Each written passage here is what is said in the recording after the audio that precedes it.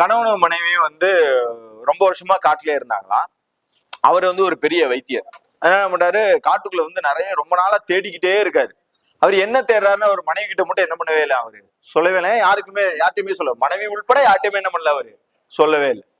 ஒரு நாள் அவர் போயிட்டு அவர் தேடுற பொருளை தேடிட்டு திரும்ப வந்தாரு. வந்து பார்த்தா அவர் ரொம்ப வயசான கப்பல், ஒரு 50 வயசு இருக்கக்கூடிய கப்பல்னு வச்சுங்களேன். அவங்க 2 பேரும் திரும்பி வந்து பார்த்தா 50 வயசு அந்த லேடி என்ன இருக்கிறாங்க, மனைவி 20 வயசு பொண்ணா மாறிட்டாங்க. இவருக்கு ஒரு பெரிய ஷாக்கு. யாருமா நீ அப்படின்னு, நான் தாங்க உன் மனைவி. இல்ல இல்ல, என் மனைவிக்கு வந்து வயசாரு. இல்லைங்க, நான் உங்களுக்காக சாப்பாடு களி கிண்டி வச்சுட்டு என்ன பண்ணேன், உட்கார்ந்து இருந்தேன்.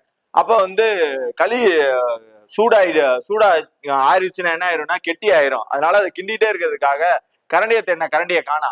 அப்ப திடீர்னு ஒரு குச்சி கிடந்தது. அந்த குச்சி எடுத்து என்ன பண்ணேன், நானு அதை சுத்திக்கிட்டே இருந்தேன். களியோட கலர் மாறிடுச்சு. ஐயோ, கருப்பாயிருச்சுன்னு சொல்லிட்டு என்ன பண்ணேன்னா, மறுபடியும் இன்னொரு புதுசா ஒரு களி ரெடி பண்ணி வச்சுட்டு, நீங்க வர ரொம்ப லேட் ஆனால ஏற்கனவே அந்த கலர் மாறின களியை நான் சாப்பிட்டோன்னு என்ன ஆயிட்டேன் நானு, இந்த மாதிரி வயசு குறைஞ்ச இளமையா மாறிட்டேன்னு, அடிப்பாவி நான் அதை தாண்டி இவ்வளவு வருஷமா தேடிக்கிட்டு இருந்தேன்னு என்ன பண்ணாரு, வாயில வந்து அடிச்சுட்டாராம். சரி, அந்த குச்சி எங்கன்னு. இல்லங்க, அதோட வேலை முடிஞ்ச உடனே 2வது தடவை உங்களுக்கு களி வைக்கும் போது என்ன பண்ணிட்டேன், அந்த குச்சிய அடுப்புல வச்சுட்டேன் அப்படின்னு அந்தம்மா.